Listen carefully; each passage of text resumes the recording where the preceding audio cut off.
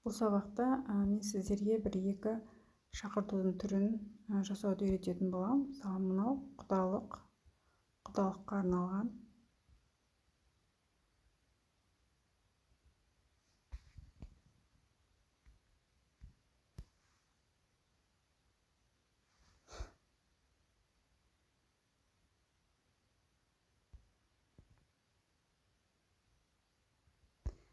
Енді өзіміздің Canva приложениеге кіреміз.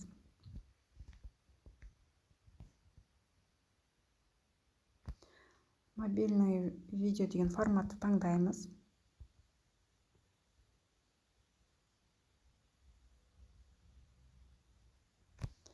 Создать пустой.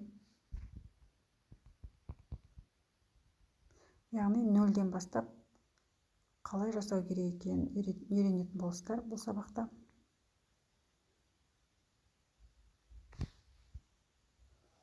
Мына бізде пустой бет. Енді менде осы жерде загрузка деген бөлімге барып,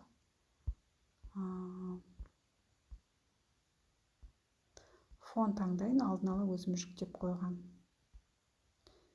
Мынада неше түрлі оюлы фондар бар.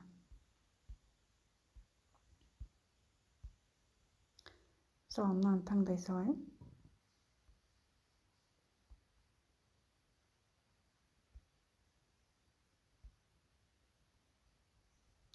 Енді осының прозрачностьін азайтайық. Прозрачностьқа барып, солғын қылып осылай қояйық.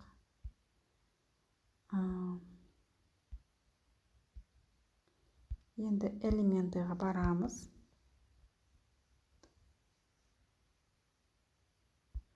Рваная рамка деп іздейміз. Рваная бумага рамка деп іздейік.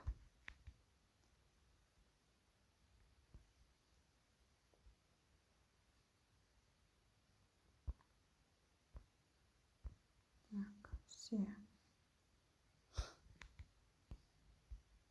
Показать все. Еще неше түрлісі бар.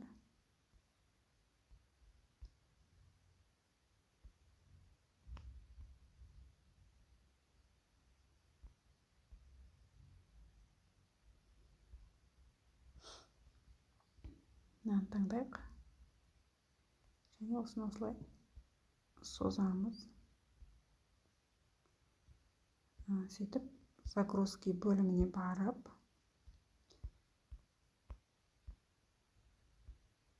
кез келген бір құдалыққа арналған суретті осылай келіп үстіне қойып қоямыз. Ол өзіне өзі осылай автоматты түрде қойылады. Осылай көтерейік.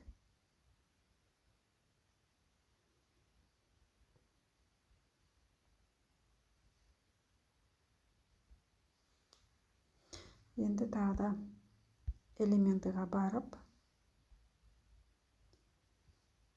орнамент, казахский орнамент таңдаймыз.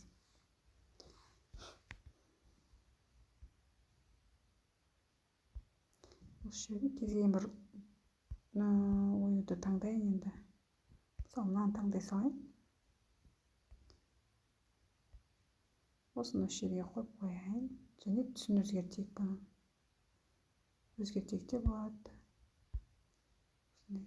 Түске өзгертейін. Және плюсті басып, бұны екінші жаққа қарай көшіріп алайын. Енді бұлар анимация береміз, айналып тұру үшін. Үстін бір бас жібереміз, мына жақтан анимация үстін басамыз және повернуть деген анимация қойып қоямыз. Айналып тұрады. Енді бетіне текст жазайық. Добавить етеміз полені. Құдалық деп жазамыз.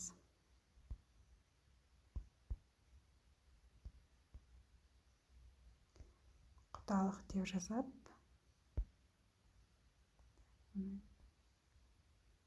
кетейік. плюсті басып астына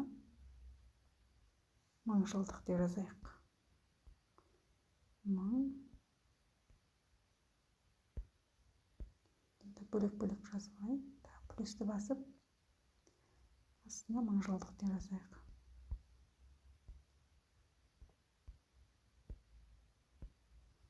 Енді бұлардың шрифтін өзгертеміз. Шрифтке барамыз. Осы жерден мына шрифт таңдаймын. Мыналарға да сол.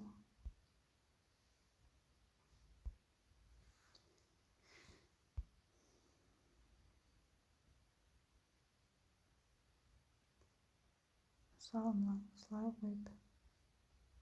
Мыналардың шрифтін өзгертуге де болады. Бәрі бірдей болып кетпесін десеңіздер.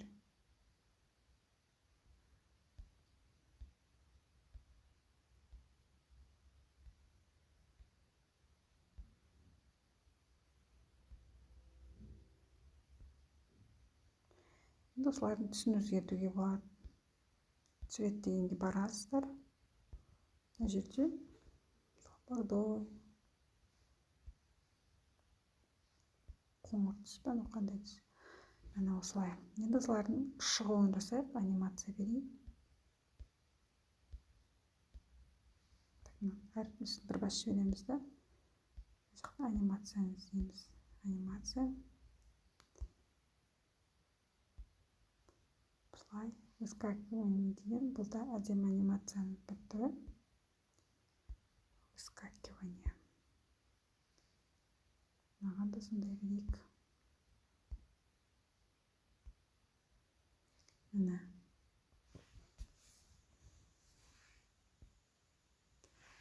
Енді келесі беті.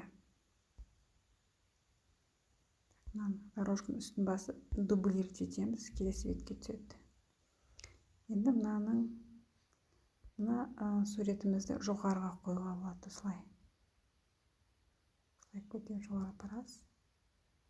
Мынаны осылай төмен түсіреміз. Мынаны да төмен түсірейік, осылай. Жазуларды осылай түсірейік.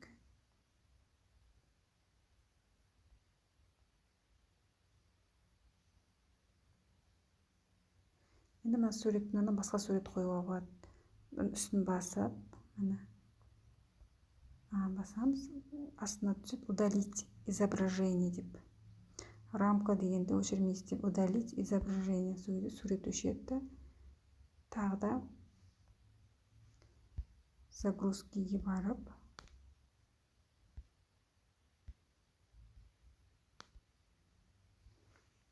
басқа суретті таңдайық.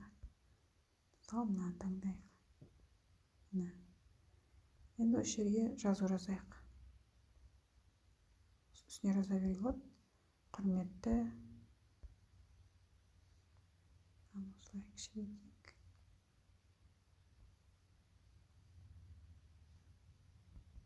Құдалар.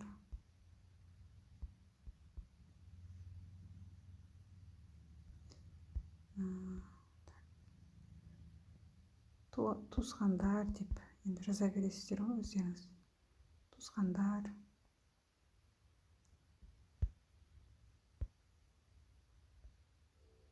Құдалар, туысқандар.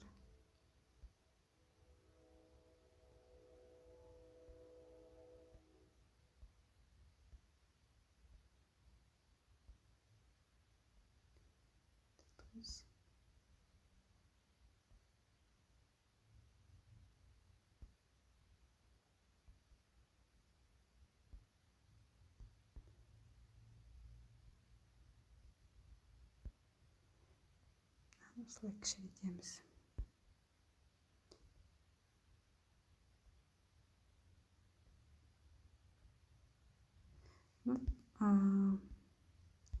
Түсін басқа түске өзгертейік әріптің. Өйткені көрінбей қалып тұр екен.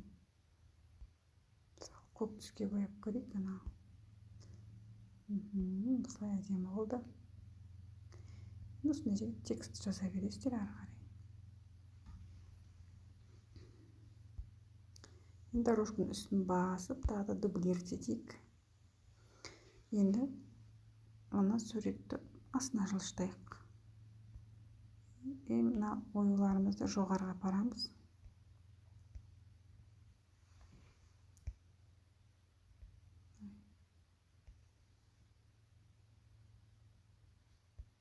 Және жазуларымызды тағы да жоғарыға апарайық. Немесе өшіріп тастап қайтадан жазуға болады. Мына жерге енді құдалыққа шақыру, мынау деген сөздер жаза бересіздер. Тағы да дорожканың үстін басып дублировать етіп, мына суретті былайынан былай астына түсіресіздер. Үстіне оюларды осылай.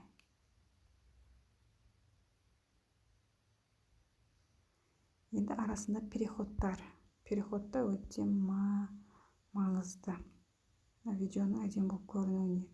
Мысалы, мына плюсті басамыз, переход дейміз. Мынаны басайық, скольжение дегенді былай қарай жылжиды. Енді екіншісіне переход дейміз да. Так.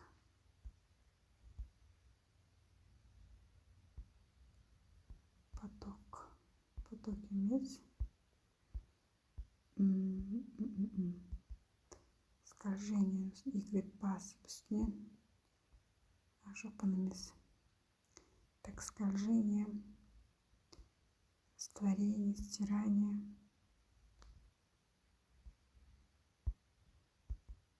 Линейный дегенді.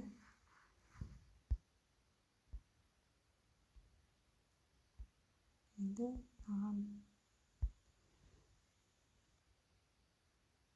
круговой қылып, круговой. Так, мынаған біреуіне жоғары қарай жылжитын істейік.